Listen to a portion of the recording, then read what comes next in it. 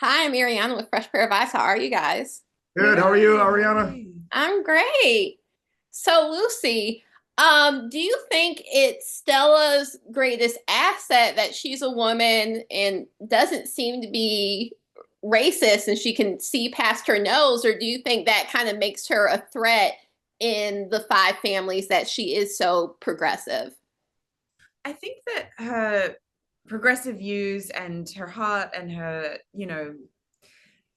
compassion or just, being a person in that time who's, a woman who wants to be in power in the mafia, but who's, I guess, yeah, just I'm struggling to find the right words for it. Like I think that her heart is a strength, and that it doesn't necessarily blind her in any way because she's making choices that are gonna progress her needs and her desires and what she wants for herself and her crime family.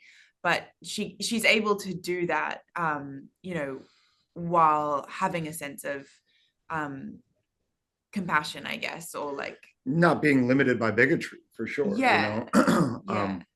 which I think is something that Joe had last year. What differentiates this Colombo character from the other mafia dons was, his willingness to go beyond the color barrier, and try to work with Bumpy Johnson, try to work with Jose Battle last season.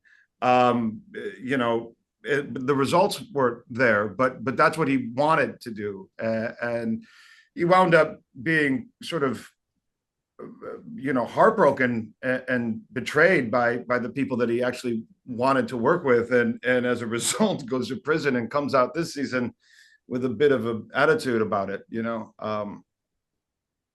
you think Joe has revenge in his heart, or is he over it? with 13 months in jail.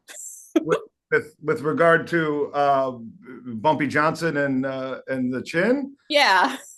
He's definitely not over it. This is not a world where you just say, well, they were doing their job. Let me go about my business. No, this is a world of lions, not lambs, and he's 100% out for blood, and he wants to settle these scores. Um, he had his feelings hurt. You know what I mean? There's a part of Joe Colombo that deep inside is still this little boy that wanted to work with one of his heroes, Bumpy Johnson, and it's unrequited, and as a result, he has his feelings hurt, and he's going to respond and react the way that he does. He's not going to show people that his feelings are hurt. He's going to respond with the bloodlust, and that's how he settles scores. That's how he finds his. Look, I'm just a little bunny working on myself. You know what I mean? Yeah. Speaking of feelings, whether romantic or business wise, what's the status between Stella and Joe? Are they cool? Like she goes to advice from him, kind of, but like, are they on good terms? I think that's the beauty of the relationship between Joe and Stella is the tension. Hmm. On some level, there's good terms, and on some level, they're not on good terms all the time. Right. Both Right. exist, and that's why it's such a fiery, compelling relationship. I think Joe would love to be on good terms with Stella. And I think, every time that door gets shut in his face, like he can't recognize it. Like, dude, she doesn't want to hang out with you.